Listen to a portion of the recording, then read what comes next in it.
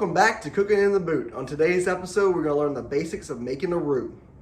To start with making a roux, we're going to need two pieces of equipment. The first one being a roux spoon. If you don't have a roux spoon, a wooden spoon is going to do just as well.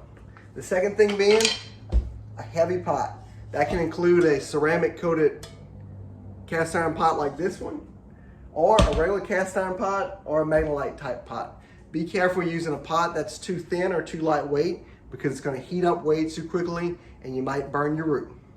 All right, on to our ingredients. There's just two ingredients for this too. So there's just 1 cup of all-purpose flour. It's not sifted, just straight out the bag, and 1 cup of oil. I use vegetable oil. You could also use canola oil. Don't use an olive oil or peanut oil or anything like that. It's going to, 1, alter the taste, and 2, you may reach the burning point of it and burn your whole roux. So you may see a theme here that I keep talking about burning a roux. It's very easy to burn a roux, so I'm going to give you tips and tricks as we go through this to hopefully yours doesn't end up burnt. All right, now that we've got everything we need, we're going to go ahead and get started on the roux. So we're going to start with our pot. We're going to put it on medium heat and dump our oil in. So my method is not to put the oil and the flour in at the same time. Some people do that. That method takes a lot longer than the one that I use. So what I do here is I just keep the oil on medium until it gets really, really hot. So it takes about probably 10 minutes for this. It's going to start smoking. You're going to know when it's ready for the flour. So we'll come back when the oil is ready to go and add the flour. All right, our oil is heated up. It's time to put the flour in. So go ahead and take the whole cup of flour and put it in here. You're going to see as soon as you put it in here, it's going to make a big loud splash. That right there tells you the oil was hot enough. So from this point, all you're going to do is you're going to keep the oil and the flour moving. Never let it sit.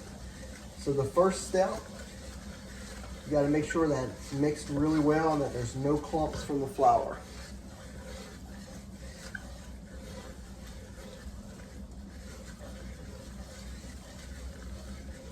All right.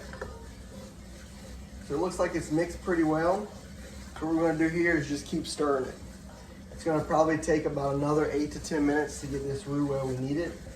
But we'll check in at different points to show you the different colors that it gets.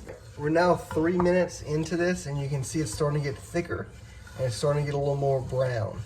It's still not to where we need it to be. It's still just a light tan. So we'll keep on stirring it. Again, keep it moving. Don't let it sit still, because if it sits, it's going to burn. Also, at any point, if you notice any little black flakes in it, it's already burnt. Throw it out and restart, because it won't taste right. And pretty soon your house is going to start smelling really bad, and it's hard to get that smell out of your house. So we'll come back in 2 minutes and we'll have a darker roux. All right, now we're 5 minutes total into stirring this roux. You can see it's starting to get a little color to it, a little bit darker. It's still not where we need it, but it's getting there.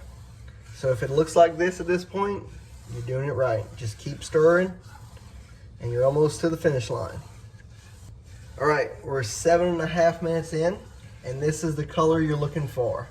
I like to call it the color of a penny. You can see it's gotten thick and it's ready. So at this point, if you're not going to use it today, go ahead and cut the fire off, put it on the side, let it cool, and you can put it in a jar. If you are going to use it today, this is the point where you start adding your onions, your green bell peppers, and your celery, and your garlic to it.